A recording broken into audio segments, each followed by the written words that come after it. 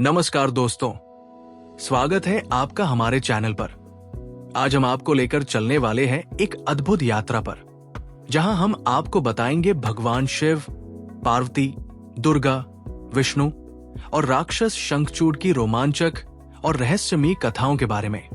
अगर आप भी इन पौराणिक कथाओं और भगवान के बारे में अधिक जानने के लिए उत्सुक हैं, तो इस वीडियो को अंत तक जरूर देखें और हमारे चैनल को सब्सक्राइब करना न भूलें। तो चलिए शुरू करते हैं आज की शानदार कथा।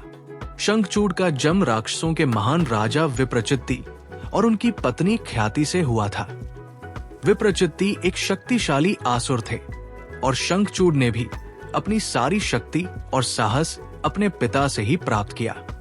शंखचूड़ का बचपन से ही एक ही उद्देश्य था, देवताओं को हराना और स्वर्ग का अधिपति बनना। शंखचूड़ का सबसे प्रमुख गुण उसका घमंड था। उसे लगता था कि देवता कमजोर है और केवल अपनी शक्ति के बल पर उन्हें पराजित किया जा सकता है। इसी उद्देश्य से शंखचूड़ ने महादेव शिव की कठोर तपस्या करना शुरू किया। उसकी तपस्या इतनी कठोर थी कि स्वर्ग तक कंपित हो गया और शिव प्रसन्न होकर प्रकट हुए। शिव ने शंखचूड़ को एक वरदान दिया। शंखचूड़ ने विनती की कि उसे ऐसा वरदान दिया जाए जिससे वो अजेय हो जाए। वो चाहता था कि उसे कोई भी अस्त्र, जादू या शक्ति हानि न पहुंचा सके। शिव ने उसे ये वरदान दिया और उसे एक दिव्य कवच प्रदान किया जो उसे किसी भी हमले से बचाने में सक्षम था। इस कवच के साथ शंखचूड़ अजेय हो गया। शिव से मिले इस अजेय कवच के कारण शंखचूड़ का घमंड और भी बढ़ गया। उसने स्वर्ग पर आक्रमण किया और देवताओं को हराने लगा। देवता, जो उसके कवच के कारण उसे हराने में असमर्थ थे, बहुत भयभीत हो गए।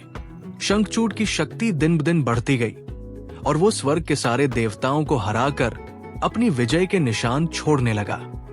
इसके अलावा शंखचूड़ ने ऋषियों और मुनियों के आश्रमों पर भी आक्रमण करना शुरू कर दिया। वो अत्यंत क्रूर और निर्दयी शासक बन गया, जिसे केवल सत्ता का ही लोभ था। उसका घमंड इतना बढ़ गया था कि उसने देवताओं को ही नष्ट करने की कसम खाई थी। उसका अहंकार और भी प्रबल हो गया। शंखचूड़ की शक्ति और बढ़ती हुई महत्वाकांक्षा ने उसे भगवान शिव और पार्वती तक पहुंचा दिया। कुछ कथाओं में कहा जाता है कि शंखचूड़ ने पार्वती को भी अपनी दास्ता में लेने का प्रयास किया। वो पार्वती की सुंदरता और शक्ति से मोहित हो गया और उसे अपनी पत्नी बनाना चाहता था। लेकिन पार्वती कोई साधारण देवी नहीं थी। वो शिव की पत्नी होने के साथ साथ देवी दुर्गा का रूप भी थी, जो अत्यधिक शक्तिशाली और रक्षात्मक रूप में प्रकट होती थी। शंखचूड़ के अत्याचारों से पार्वती ने देवी दुर्गा को आह्वान किया ताकि वो उसे रक्षात्मक रूप से हराने में मदद करे। दुर्गा का रूप अत्यंत उग्र और अद्वितीय था, जिससे शंखचूड़ के अहंकार को कुचल दिया गया। देवता, जो शंखचूड़ से हार चुके थे, भगवान विष्णु से सहायता की याचना करने पहुंचे। विष्णु ने देवताओं से कहा कि शंखचूड़ को हराने का एकमात्र तरीका उसका कवच नष्ट करना है। ये काम केवल शिव ही कर सकते थे, क्योंकि वही शंखचूड़ को ये कवच प्रदान करने वाले थे। विष्णु ने अपनी रणनीति बनाई और पार्वती ने देवी दुर्गा के रूप में अपनी शक्ति से शंखचूड़ का सामना किया। इस बीच भगवान विष्णु ने पार्वती के साथ मिलकर शंखचूड़ को हराने के लिए एक दिव्य अस्त्र तैयार किया, जो शंखचूड़ के कवच को तोड़ने में सक्षम था। जब शंखचूड़ देवताओं से युद्ध कर रहा था, तब विष्णु और दुर्गा का अस्त्र उसकी कवच को भेदते हुए उसे पराजित कर दिया। अब शंखचूड़ की कोई सुरक्षा नहीं रही और वो आखिरकार भगवान विष्णु के हाथों मारा गया। शंखचूड़ की मृत्यु ने देवताओं को राहत दी। उसका आतंक समाप्त हुआ और स्वर्ग में शांति स्थापित हुई। हालांकि शंखचूड़ की मृत्यु केवल एक नायक की हार की कहानी नहीं थी, बल्कि ये अहंकार और घमंड के परिणामों को दर्शाने वाली एक महत्वपूर्ण कहानी थी।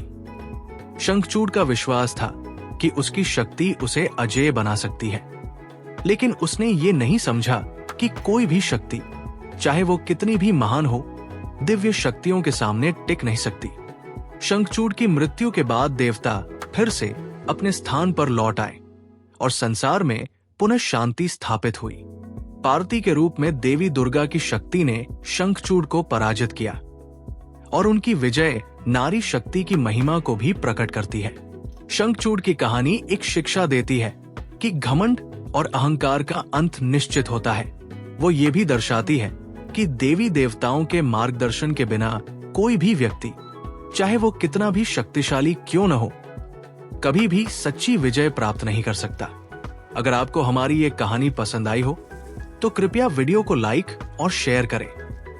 साथ ही हमारे चैनल को सब्सक्राइब करना न भूलें ताकि ऐसी और भी दिलचस्प कहानियां आप तक पहुंच सके।